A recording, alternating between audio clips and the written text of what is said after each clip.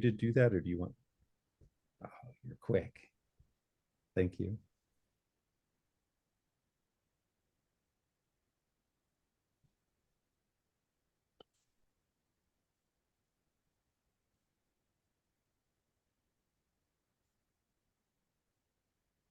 Okay, so it is top of the hour, and we'll give it another minute or two.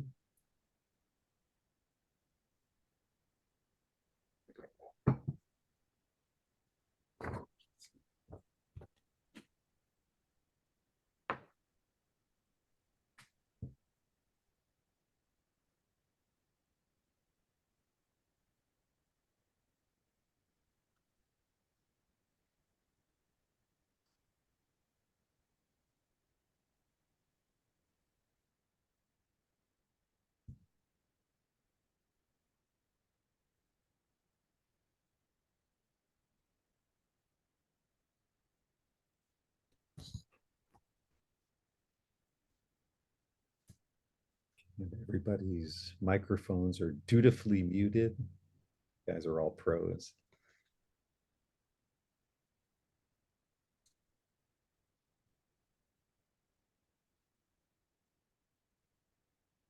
Okay, folks are popping on.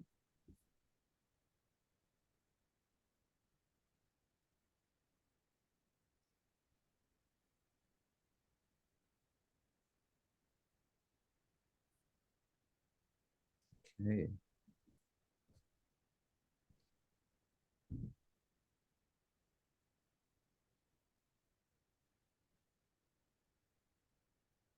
Great. All right. Well, fasten your seatbelts, folks. We'll get started. Okay. Good morning. My name is Steve Werblow. I'm here with the Conservation Technology Information Center, and we want to welcome you to our first in a series of 6 webinars on the Farmers for Soil Health program. And specifically, this series of webinars is going to focus primarily on cover crops and the Farmers for Soil Health program in South Dakota, Minnesota, and Wisconsin. Obviously, if you're from somewhere else, we'd love to have you listen in, but we're trying to be really practical about giving folks in those states information that they can use or that you can use to adopt cover crops, get involved with the Farmers for Soil Health program, take advantage of the incentives that the program offers. So we're going to try to get very practical and very hands-on over the course of the next couple of years. CTIC is a national organization, so we have a lot of information about cover crops, and try to advance this. We have a lot of information about cover crops in all kinds of contexts. And I am having trouble advancing my slide. There we go. What we do as an organization is we're a group that champions, promotes, and provides information on all sorts of conservation agriculture systems. And you're going to hear all 3 of those things happen in the next hour. So what we're going to do is we're going to talk for about the next 40 minutes. You're going to hear from Katie Geib and Julia Gerlach from CTIC, both soil health specialists who are in place in respectively Wisconsin and South Dakota to talk about the program itself and the kinds of technical assistance we can offer. We'll then, in the middle of all of that, we'll hear from Jamie Johnson, who's been doing cover crops in South Dakota with her family for years and years. So we're going to get that practical perspective. And then at the end, we're going to do a Q&A. So there is a Q&A button at the bottom of your screen. You probably know what to do at this point. But if you've got questions, if they pop into your head, drop it into the Q&A box. If you want to look at some of those questions and upvote the ones you really want to hear answers to, we'll get to those at the end of the program, and we'll give you some answers. So what I'm going to do right now, now that you know the game, is ask you. We've also got a chat feature, and so if you've got, if you want to tell us where you're listening from or what's going on in your area, pop that into the chat. And we'll be dropping some links into the chat as well as time goes on, so that you can connect to some of the things that folks are going to be talking about today. So with that, I'm going to hand it over to Katie Geib. Awesome. Thank you so much, Steve.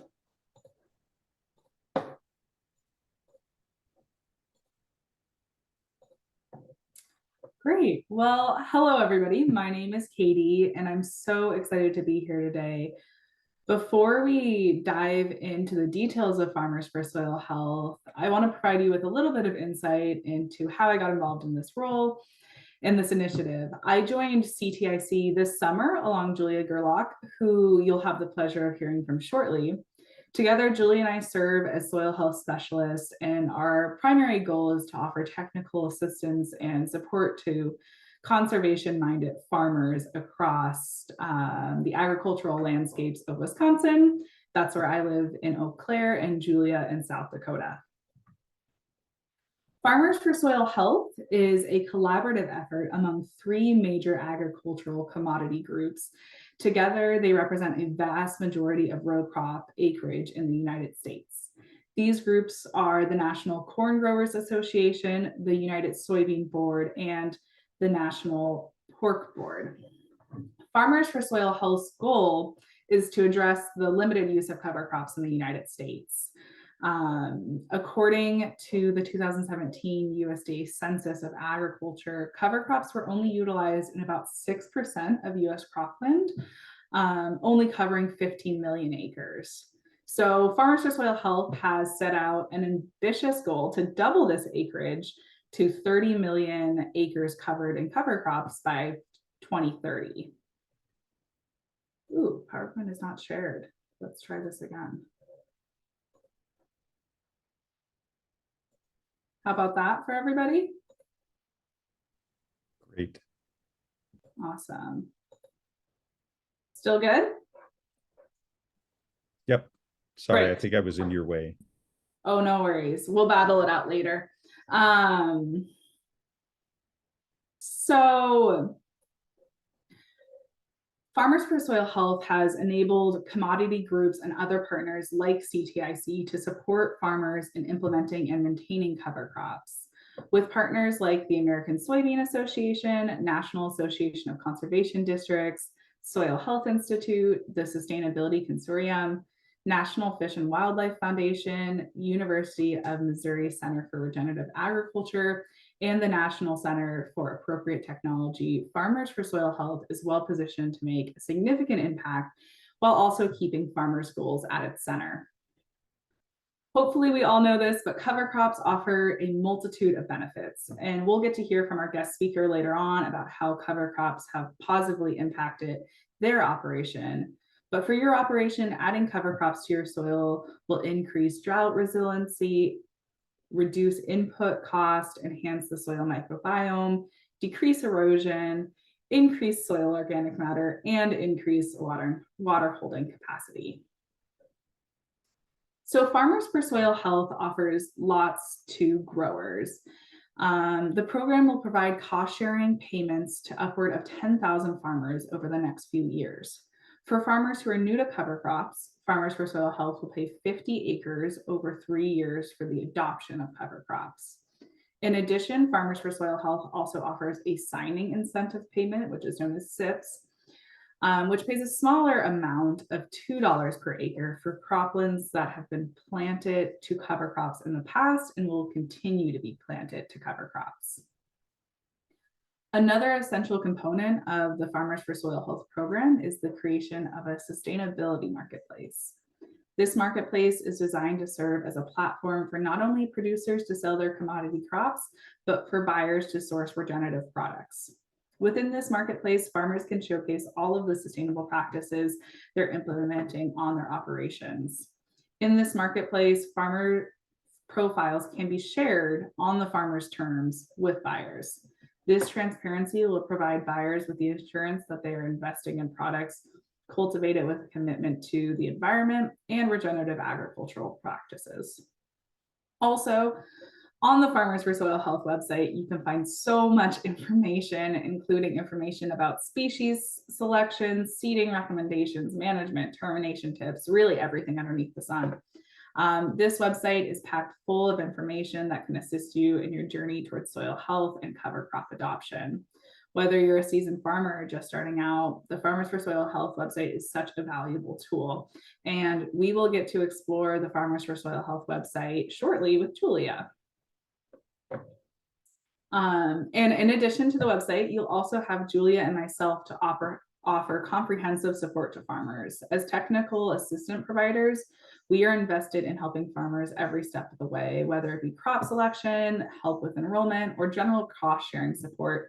Our ultimate goal is to really see the farmer succeed. CTIC has extensive experience in supporting farmers nationwide, and that's why we're so thrilled to be representing South Dakota and Minnesota and Wisconsin in the Farmers for Soil Health program. I think I speak for everybody at CTIC when I say our most rewarding days on the job are those that we get to spend in the field. And that's why we're so eager to be bringing this boots on the ground effort to these 3 states. However, we must acknowledge that we cannot do this alone. So if you work with farmers, collaborate with individuals involved in farming, or are a farmer yourself, we urge you to spread the word. While Farmers for Soil Health may not be the perfect fit for every farm, it can greatly benefit most. So your advocacy can make a significant difference in the right farmers finding this program. Farmers for Soil Health. I just want to end on saying Farmers for Soil Health was really created by farmers for farmers. And the goal is clear: to increase cover crops across the US while also making it easy for farmers to do so. So thank you all for joining me for that little overview. I'm going to hand this virtual stage over to Jamie and Steve, and we're going to get to learn a little bit more about Jamie's operation and how cover crops have positively impacted her. I'll step in to introduce Jamie. Jamie Johnson, together with her husband, Brian, and his parents, Alan and Mickey Johnson, raised soybeans, corn, wheat, oats, hay, and cover crops on about 1,800 acres, alongside a commercial Angus cow-calf operation near Frankfort, South Dakota. And there they do no-till cover crops and variable rate nutrition as part of their soil building efforts. And in 2019, they were honored with the South Dakota Leopold Conservation Award by the Sand County Foundation, which is a huge honor and really reflects that they are leaders in conservation. And we're proud to have her here to help us explain kind of what works on her farm and her process. Jamie's also a board member for the South Dakota Soybean Association and a mom to 4 kids. So she's got all kinds of perspective, and we're delighted that you're here to share it with us. Thanks, Jamie.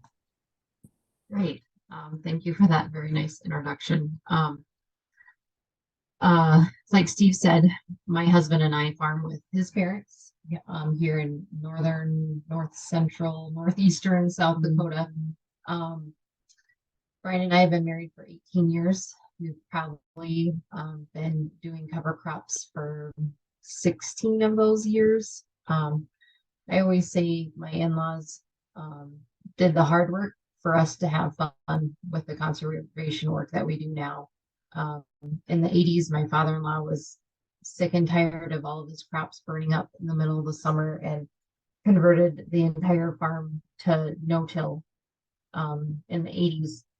And so that was back in the day before, you know, there was no-till equipment. So he had to do a lot of modifications on his own, and he used guidance from the research farm here, the SDSU research farm that was near Redfield, South Dakota at the time, to help him implement some of those practices.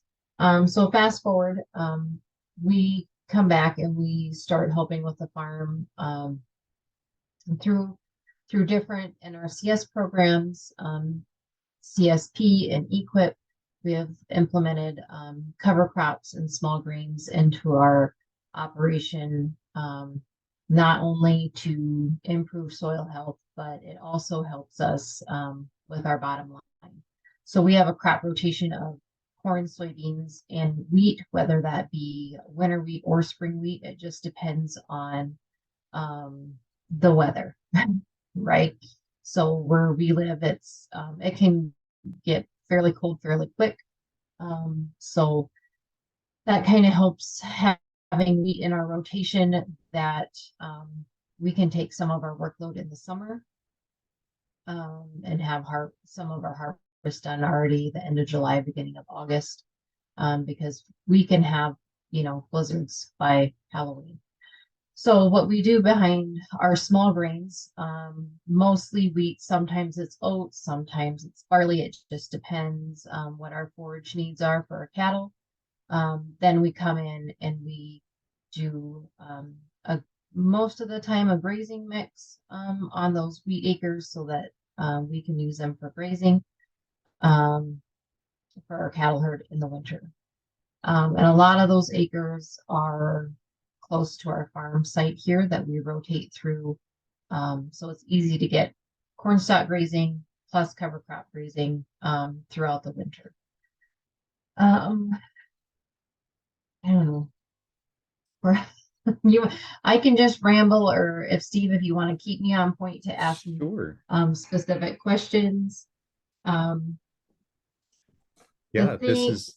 So maybe I'll start with what I always tell people when they ask, "Oh, how do you get into it?" Well, how did we get into it? We started very small, right? Because we didn't know what we were doing, and we have failures.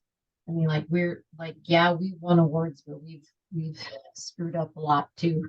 And that's not, I mean, we try to view them as they're not failures, they're learning opportunities. So when we first started with cover crops, we had a lot of problems with the stand of our cover crop because of residual herbicides that we had from our corn and soybean crops. So your agronomist can help you determine what type of herbicides will not affect your cover crops. So that was one of our very first learning curves, was learning what to do in those situations. The second thing is how you're going to apply or plant your cover crops. So our grazing mixes and things like that, we use a very old John Deere drill, no-till drill that we use for our wheat acres. It's nothing fancy. We're not a huge farm. A lot of these acres are small acre fields, especially for the grazing part of it. So we use a no-till John Deere drill for that. And then we have converted all of our soybean acres into planting greens. So we aerial apply rye into our standing corn. So that was done kind of what is it, the 21st of September? It was done the first part of August, and we haven't really had any substantial rain. So we're kind of looking forward to our forecasted rain for the weekend to get that up and germinating. So every single acre of our corn that's standing right now has had rye flown onto it, because we plant in 20-inch rows, and so it's not practical to interseed something, right? And so it's fast, and it's you can get it done before a rain comes pretty quickly if it's forecasted, and it works really nice for us to drop those seeds down, and they get covered up by the corn residue, and you have a nice green living mat in the spring. Even in the fall, a lot of times we're combining and it's all green underneath the corn. So we'll have every single acre of beans next year will be planted green rye. So that's like our newest innovation, I guess. We've started really slow on that. We started with just one field just to try it. And actually how we started that is I used rye in my garden because I have huge, like you said, I have 4 kids and not enough time. So I just did not have time to weed and do all the things. And so I threw some rye out there in the fall, and the next spring I had rye, of course, everywhere. But it works great for weed suppression. And so that was how we started using it. I said, hey, Brian, look at this. If you know about rye, it has ileopathic effects on weeds, and you can tell to the line where weeds were growing and where the rye was growing. There's absolutely nothing else in that rye growing except rye. So that's how we started. So then we started with one field, and then he was like, oh my gosh, this is fantastic. And then we did a couple more fields, and now we are 100% using rye before our soybeans. We do not use it before corn. Have not. Our growing season is just super short. Even from the north part of South Dakota to the south part of South Dakota, there's probably a 3-week growing season difference. And so where we live, we just have not been risky enough to try it. So we're just using it with our beans right now, and it works fantastic. So we went from just dabbling in cover crops to help with erosion, water infiltration, soil health practices, grazing.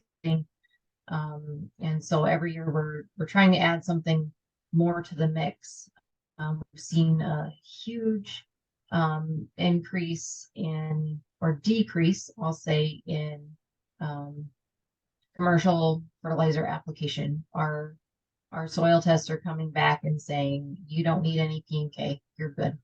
So we're not spending money on that. Like I said, that rye has such an effect on the weeds that we barely use any herbicides either. So we're really decreasing our all those commercial applications, which is fantastic. The other thing that we noticed this year in the acres that had rye on it, in our soybeans specifically, we have white mold issues in the area with soybeans, and so with our crop rotation of having that helps with those type of fungus issues, is that we had so we have corn, soybeans, wheat, and with that crop rotation, plus having that rye in there, that we don't really have white mold issues. We had like a couple tiny little spots that were like some heavy use areas in the fields with grazing and things like that. We had a lot of rain in August, which was very unusual for our area. We had almost between 6 and 8 inches of rain in about 14 days. Right when soybeans were getting nice and big and full and not getting a lot of ventilation and air movement, and so we had neighbors flying fungicide on, of course, which you already have the white mold in there. It's you're treating something and not preventing it, and we had none of it. We're contributing, having none of those problems to crop rotation, soil health, those type of things. What else? I can just ramble forever. This is great, but I was going to ask you, when you fly on the rye over corn, what stage is the corn at? When does that work for you timing wise? That's a Brian question. He's the No problem. agronomist mind. So for us, it'd be like the 1st of August. So we plant, the first 2 weeks of May. So whatever that growing stage Got it. would be. Yeah, so it's big, right? Like it's just right before it just starts to drop leaves and start turning, if that makes sense. Like Sure. full growth. I'm not a crop person. I'm a theory person. This is super helpful. Right. What else? I was going to ask, when you plant your soybeans green into ryegrass, how tall is that ryegrass, and how do you ultimately terminate it? Do you roll it or do you spray it, or how does that work? Okay, sure. So every year is different because of moisture in our winters. So some years we can have it.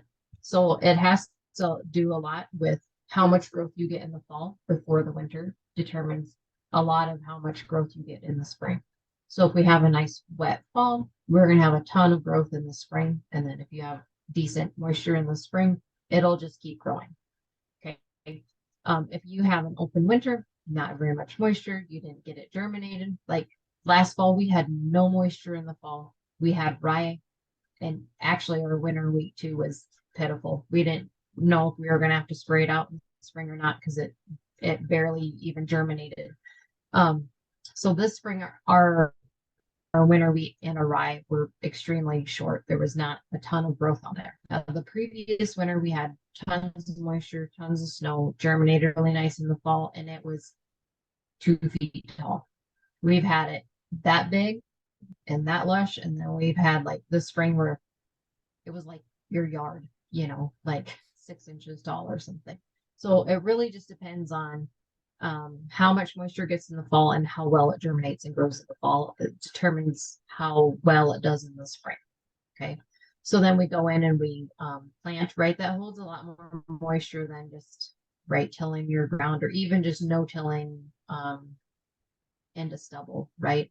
So we have to hold off a little bit longer for planting in the spring with our soybeans to make sure that conditions with water infiltration also. So those roots are using up that extra moisture if you do have a wet spring. Kind of makes your ground more stable. But we plant it, and then within 2 days it's sprayed with Roundup and terminated.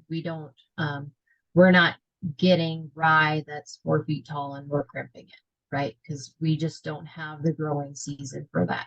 So if you go farther south of us, you can get to those conditions, right? Where there's a longer growing season. We just don't have the days and the warmth for that here. Which Does that make actually sounds sense? like it works to your advantage in that case, in terms of Almost, managing right. it, because it's not going to get out of hand. Right.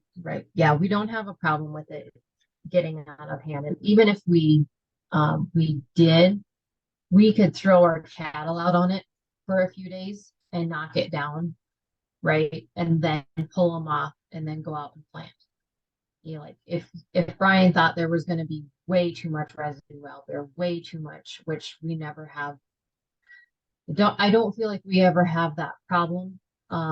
Because our system is so used to all of that residue, all the organisms in the soil just break down all of that biomatter so quickly. You can't even, it's just like eating a hungry animal. They just keep eating all of that stuff and breaking it down and making it into organic matter for, to feed then the plants that you're growing. So, I mean, we have grazed it more in the spring for calving. Like if we don't have, like if it's a dry spring and our pastures to calve on are really bad, dry, and we'll throw them out on that rye just to get them in a better living environment and then pull them back off type of thing. So, yeah, we spray Roundup to terminate after we plant. That is tremendous. And this is exactly the kind of practical information that we're hoping to share now and, as this project goes on. And this idea of livestock integrated with the cover crops is really important to us. And it seems like there are great opportunities in South Dakota, even for people who don't have livestock themselves. They may have a neighbor who could work with them and benefit from that biomass and become part of a sort of a larger strategy. So this is just phenomenal. And what I'll do in a minute is put into the chat a link to our the cover crop national cover crop survey report we just released with SARE in the Midwest and the American Seed Trade Association. We actually talked to folks about livestock and cover crops for the first time. So as we pull your comments to a close, I wanted to ask you, Jamie, is there anything you mentioned learning opportunities and things, learning from things that didn't work as well. Is there anything you wish somebody had told you about cover crops before you got into it yourself? Is there some lesson that you think is the key nugget that you hope other farmers in your part of the Corn Belt knew? wish I would have done it sooner. Um, also, I just think the most important thing and just being open-minded and trying something new, like what we all know what works for my farm is not going to work for you in Oregon, right? Our soils are different. And the same thing can be said for my neighbors 5 miles north of me. What works for us doesn't maybe work for them. But it's just to be open-minded and to try something, and to start small. People always ask that question. What's the first bit of advice that you would give someone? Start small. Geez, I did something in my garden to prove that it could be useful on our farm. Like, how much smaller could you get? Right. So use your smallest piece of land that you have control over, that you can do what you want to, and try something. If that's 20 acres or 40 acres, or if your small field is a section, whatever, like, just start small and learn lessons from that and keep working at it. You know, just because you have a failure one year doesn't mean that you shouldn't do it the next year, right? Like, you have a corn crop failure, you don't not plant corn the next year, right? Or you don't plant soybeans because you got hailed out the year before, you're going to plant it again. And I always just say, just because your cover crops didn't work this year doesn't mean that they're not going to work next year, because you're going to learn something. Maybe there was something implemented incorrectly, or your herbicide program messed up things. We had that the first couple of years that we did it, and then we learned from that. We don't have that problem anymore. And things are getting better on that side of the spectrum. I feel like that's always people's oh, I can't use this chemical then, or I can't use that chemical. Well, there's lots of them. Talk to your agronomist and talk to your egg supply person and figure it out. There's information. Like, try, and maybe using something different will also help your weed situation on your farm, instead of using what you always like to use. But I always just say, start small, be open-minded, have that growth mindset, and, keep at it. Do some research and figure out what works in your area. Talk to other people that are doing it. Who those weird people are down the road that have stuff grown that you don't know what it is. Call them up and ask them for some help. So that's what I always say. Just be open-minded, have a growth mindset, and start small. That's tremendous. Thanks so much for sharing and just being so frank and honest about your experience. We're gonna ask you to hang around and stay for the Q&A later. What I'm going to do right now is hand it over to Julia Gerlach at CTIC, who's going to walk us through the process of getting involved in Farmers for Soil Health. So thanks so much, Jamie, and we will see you in a couple of minutes. You're welcome. Yeah, thank you so much. That was really informational, and thank you everybody for tuning in today. My name is Julia, and I'm working in South Dakota with the Farmers for Soil Health program. I'm going to go ahead and share my screen here. I will do a demonstration of how the enrollment process works, but before I do that, I just want to quickly dig into the website just a little bit, because I think, as Katie mentioned earlier, there is a lot of really good, useful information on the site, and I just want to highlight a few of those things. This is the main page, the homepage, farmersforsoilhealth.com.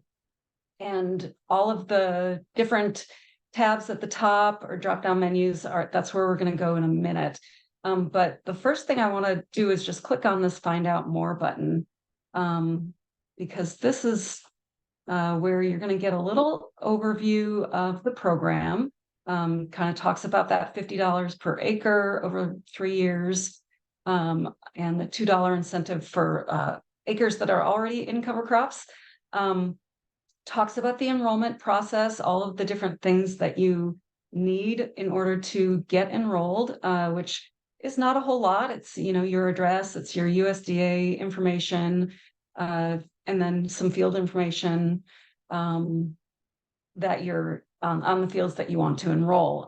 But the really important thing that I want to point out here, this program, even though it does not have NRCS directly involved, the agreement is that farmers will basically comply with the NRCS standards for cover crops. And so right here on this page, you can click through to all of the different state documents for the cover crop standard for NRCS. So every state has different requirements and different guidelines in terms of seeding rates and seeding dates and termination and all of that stuff. So if you aren't familiar with those NRCS guidelines for your state, this is probably the first place you want to come. Just kind of take a look at all of that information and see what you're getting into in that regard. And those are things that, you know, your technical assistant people will be able to help you with also for Farmers for Soil Health. But it's a great place to start. And then if you scroll down here, there's a list of frequently asked questions, and that talks about things like, you know, eligibility requirements, farmer data privacy, and also all of the information about payments in terms of when they're going to happen and where they'll come from. So that's all information that I think you'll want to take a look at pretty early on. Then I wanted to also just point out a few things up here in the drop-down menus. The benefits of cover crops is a really useful drop-down here. Well, this gives sort of some very high-level information about environmental impact, you know, building organic matters, sort of those benefits that most people already know about, I'd say, if you know about cover crops already. And then the tools and resources is a really great place to look for the more in-depth information that Katie talked about. So we've got everything from getting started, species selection, seeding, and management and termination. And as you scroll down into the different areas, you can get back to that. Well, I'll click on let's go. I'm getting started. As you can see, there's just a lot of different resources here. There's videos. I watched this video. It was a really good in-depth video on, you know, basically how to decide about what kind of cover crops you're going to use, setting goals and things like that. There's articles you can read. There's development tools, and just a lot of different things that you can dig into. There's cover crop stories from people who have been using them. As you scroll down, there's cover crop economics, so you can sort of figure out how using cover crops is going to pencil out for your operation. There's a cover crop economics tool. There's information on systems and approach for transitioning. There's just lots and lots of different things that you can learn about. Under species selection, you can get into the details about different types of the different families, the brassicas, the grasses, the legumes, other broadleaves. There are cover crop recipes that you can work on. There's this I wanted to point out. I always like to point out this. It's a very handy cover crop chart. And this is just a little pop-up that says you're leaving this website, because all of these resources are housed on different sites. And my computer just blocked my pop-up, but here we go. The cover crop chart, it's a really nice, handy look at a lot of the common cover crops that are used out there. And it kind of breaks it into groups based on grasses, broadleaves, legumes, and then also cool season or warm season. So this is a very handy chart. And then as you scroll down after the chart, you can get into some of those benefits and features of the different cover crops, you know, whether they use a lot of water or just a little bit of water, what the C to N ratio is, that sort of thing. So this is a really useful chart, I think. So those sort of things are really fun to dig into. Can get into seeding information with, different equipment, aerial applying versus drilling and all of that sort of thing. So, and then the otherwise at the top, we also have success stories. So you can get some stories about different people who are using cover crops successfully. There's a couple of soil sense podcasts. As we scroll down, there's something here from story from Joe Brecker, he's not in South Dakota, but he's in North Dakota. So it's a similar climate and sort of similar in terms of dealing with sometimes very wet years and sometimes very dry years. And then another really useful thing here on the website is the state directory. I've got this dialed into South Dakota, obviously, just because that's where I am. But as you scroll down, you can get into all of the other states and find out who your Farmers for Soil Health rep is going to be, who you can reach out to if you have questions or if you want assistance with enrollment. So that is the Farmers for Soil Health website in a nutshell. There's obviously, you could spend lots of time on there.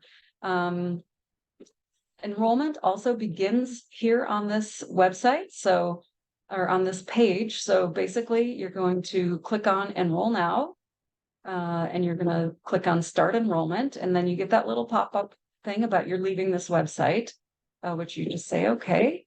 And so once you get to this page, again, you're going to click on Enroll Now, and really simple to get started to set up an account. You just enter your name and your email address, and what's going to happen is DTN will send you an email to the obviously the email address you use, and then it's going to prompt you to set up a password. And then at that point, you're going to be sent to a page where you can continue your enrollment. And okay, so whoops. I'm just gonna, okay.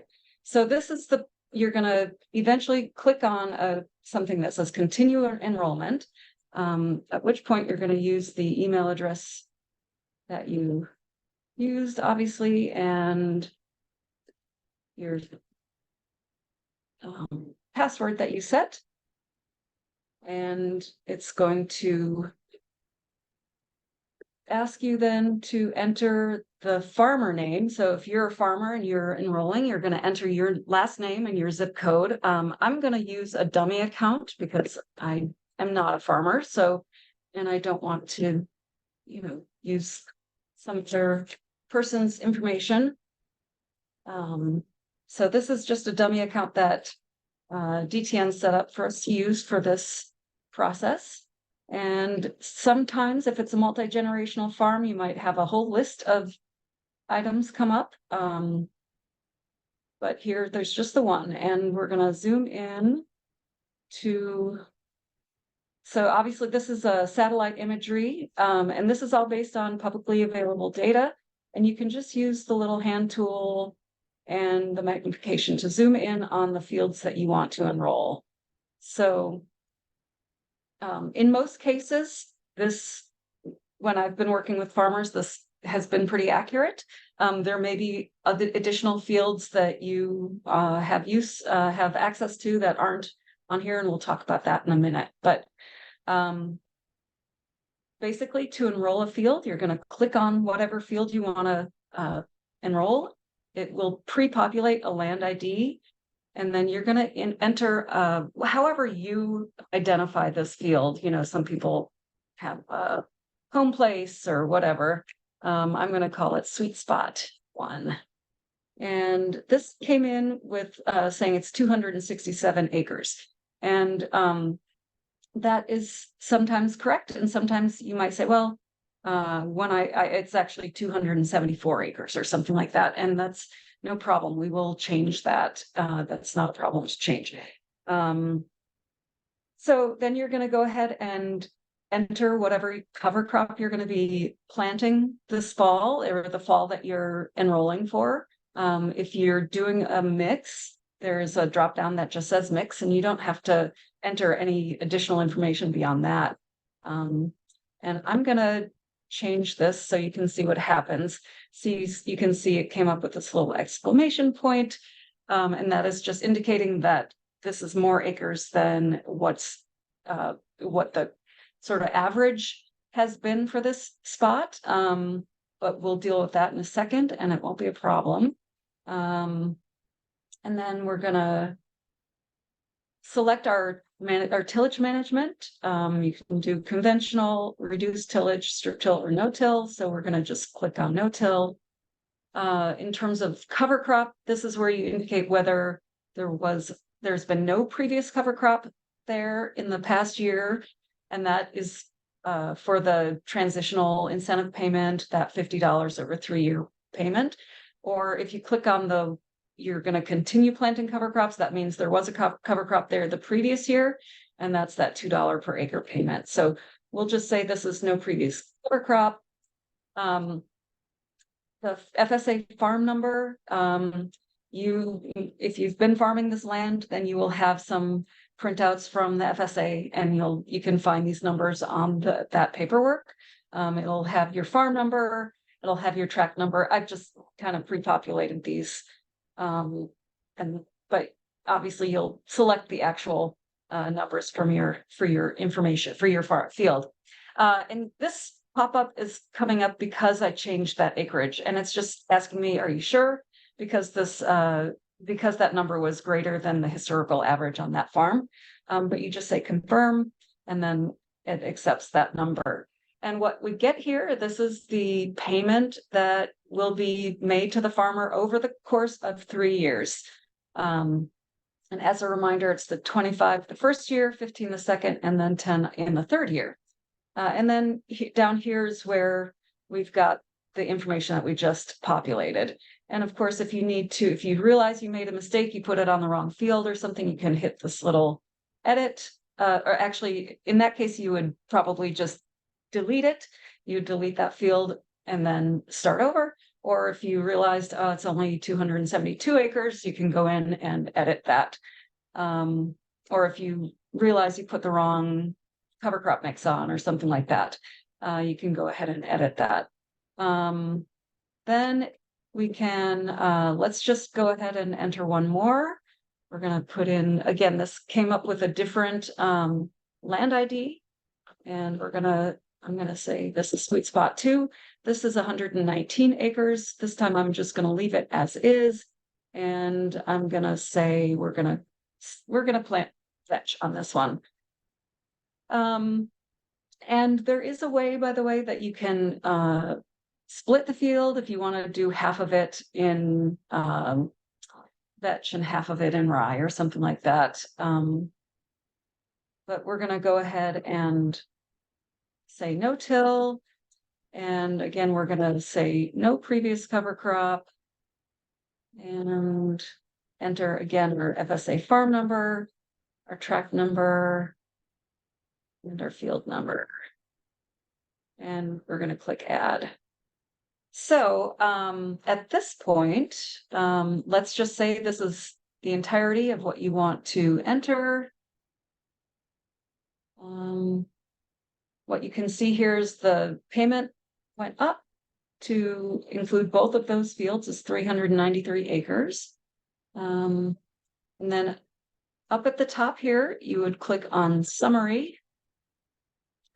And what that brings up is this shows you again your total acreage, your total payment over 3 years up here, and then down here it splits it, shows the split each year. So it shows you what you would get for year 1, year 2, and year 3. And then the other thing that you need to do on this page is there's this list of certifications that you have to basically agree to. Basically, you're saying that you have your farm records established at the USDA, you're not foreign person or entity. This is saying that you have control of the land that you're signing up. Either you have a lease or you own it. Here, this says that you are agreeing to follow the NRCS standards. this button says you are certifying that you have these 3 forms on file with the USDA. Those are your highly erodible land, and then there's a farm plan and some demographic data. This one says you agree to upload a subsidiary print to our site, and that's going to be for each year that you're in the program, and that's that will happen at some point later in the year. It's not required at enrollment time, just you're saying that you will do it. This is certifying that the acres have been cropped in the past year or in 4 of the past 7 years, and that you don't need a site-specific cultural resource or environmental review. This one is just saying that any acres for which you receive the tip payment has not been cover cropped in the preceding year, or that you're not enrolling any acres in that part of the program. This one says that you are not receiving any cost share or incentive payments for cover crops for those enrolled tip acres. This one is certifying that any SIP acres, that's the one where they were previously enrolled, we're saying that it hasn't been previously enrolled in this program, or that you're not enrolling any acres in this program on the SIP side of things. This one, some of the people who enroll in the project will be asked to allow NIFWF, or National Fish and Wildlife Foundation, people on their land for soil sampling. And at this point, we don't know who or how many, but it's just basically saying that if you're selected to do that, that you will comply or cooperate with those folks and allow soil sampling or other testing. And then this is saying that the payments are coming from the National Fish and Wildlife Foundation, otherwise known as NIFWF, and that it's all subject to oversight. So then you would just, once you agree to all of those, you're going to put in your name and either your EIN or your SSN number, and click that all of the information above is correct. And then you would go up to the top and click enroll. I'm not going to actually do that, but once you do that, you get an email from DTN saying that the acres have been enrolled, and that's basically it. At this point, you would go ahead and plant your cover crop acres. I mean, you may have already done it. This particular year, enrollment for this fall is open until February 29th. So obviously, if you're planting in the fall, this fall, you can still enroll those acres up until the end of February. So I guess that's it in a nutshell. You will continue to work using the same credentials that you've already used. You'll continue to work through a program called My Farm, and that will be the subject of a future webinar. But I guess that's about it for now. Steve, I'm going to turn it back to you, and we can get on to our Q&A. That sounds great. Thanks a lot, Julia, and thanks for walking us through that. It's great to see that, first of all, the power of the program, but also the fact that it's really not that hard to do. So thank you. It's really a simple program, and the most time consuming part usually is just finding those FSA numbers. Right. Well, this is great. Thank you. What we're going to do, we're going to go answer a couple of questions. And the one that I'm going to start with is the last one on the list, which is from Dean Farr, saying University of Illinois cover crop expert says growing cover crops north of I-80 is problematic due to limited time in the fall. Wisconsin experts acknowledge a similar challenge as well, and ask for our thoughts. So I'm going to, and then the second part of the question is really actually super key, because we've heard today from someone who's farming north of I-90 successfully with cover crops. So I think there are clearly ways to do it, but the most, I think the thing that cuts to the heart of what this program is about, what this webinar series is about, and the other things that we're trying to do through CTIC and Farmers for Soil Health is the big challenge, he says, is getting farmers to try cover crops on the ground, is getting them technical help. That's what we're here to do. So what I would encourage anybody who's interested in exploring or just has questions, even if you're just starting to dip your toe in it, contact Julia or Katie. They will literally come to your farm and bring to bear the knowledge CTIC has, the knowledge that they have as soil health experts, and the knowledge that our partners and networks have. CTIC is networked nationwide and around the world with people who've dealt with cover crops and other soil health issues. We've got the National Corn Growers Association, got the United Soybean Board, got the state commodity groups, the National Fish and Wildlife Federation. There are a lot of experts. There's a lot of information at your disposal. And we're trying to connect you with that, and we will go, straight to your farm to make that happen. So I'm going to now go to a question that Kurt Deal had asked, and I'm going to point this one to Katie. He says, can a farmer apply for funds from Farmers for Soil Health as well as NRCS's EQIP on the same acres? Yeah, that's a great question. So participants in Farmers for Soil Health cannot receive federal funds from multiple sources for the same purpose. So for example, you can't have cover crop cost sharing through EQIP and Farmers for Soil Health at the same time. However, if a producer has previously received funding through a federal source for cover crops, but will not any longer, they can enroll in Farmers for Soil Health. And if the producer has planted cover crops in the year preceding Farmers for Soil Health enrollment, they are eligible for that signing incentive payment, that $2 an acre. However, another stipulation, if a producer previously had cost share in cover crops but stopped using cover crops for a year, then they would be eligible for that transition incentive payment, that $50 an acre. So what the main takeaway is you cannot stack them in the same year for cover crops if it's a federal source. Some private funds can be stacked on Farmers for Soil Health payments though. Thanks, Katie. I'm going to amplify a question from Kurt because he's having a neat chat with Jamie, and I want to make sure everybody catches this. So he's asking, what's your total expense per acre for cover crop rye? And so, Jamie, I'll just ask you to pop on your mic and tell us a little bit about your costs and maybe even address that earlier question about the practicality of cover crops north of 80 or Sure. Even 90. Okay, I'll start with the cost question first. So I'm texting Brian because he has kids at the chiropractor this morning because he's the detailed numbers dude of part of how we work in our operation.